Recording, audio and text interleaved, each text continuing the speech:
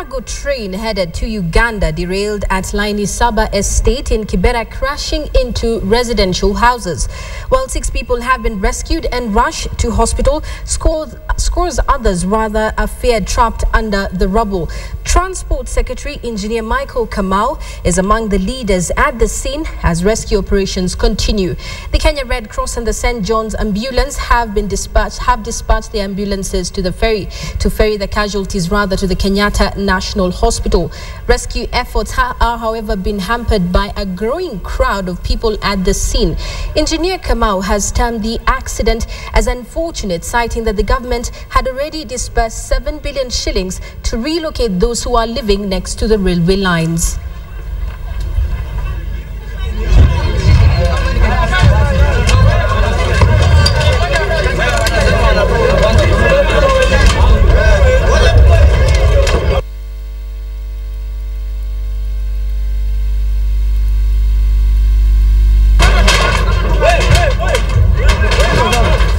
Chenye kiondolewe ni hii reli ndio waingoe watutengeneze barabara ya lami, kitu haitusaidii hapa.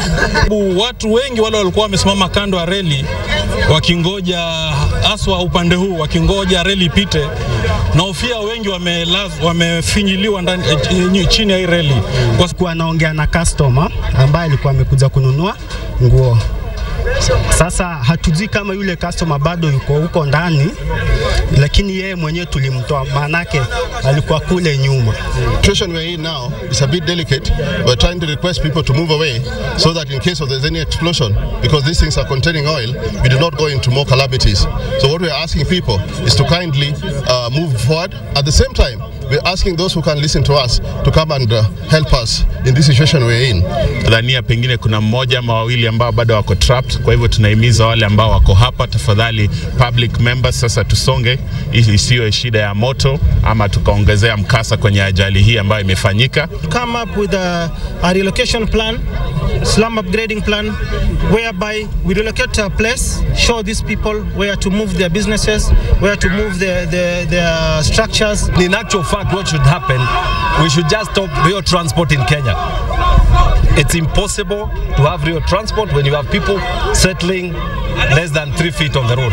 This railway, the people found the railway here, and it is not the railway that found the people here. So that is the situation. Now we are spending 7.2 billion relocating these people. That is what we are doing. 7.2 billion just to get the situation to allow RVL to be able to carry cargo. What is very important going forward is that the SGR, which is now mired in controversy, because people feel we should wait for them, we should satisfy individuals' needs before the needs of a country. The cargo that was in this train was headed for Uganda, and I just don't know what President Museveni at the moment is thinking. We now join Betty Chalo via phone, and she's in Kibera to tell us what is happening, giving us an update. Betty, can you hear me? Yes, I can, Najma. How is the situation on the ground right now? Well, Najma, we are a few meters from that crash site, and what we know is that minor rescue operations are still ongoing to ensure that no one is still trapped inside the structures that were destroyed, which of course include shops, businesses, and a number of houses. We know that 6 people have been rescued from the damaged structures, but there could be more people trapped considering the extent of damage that was as a result of the train crash.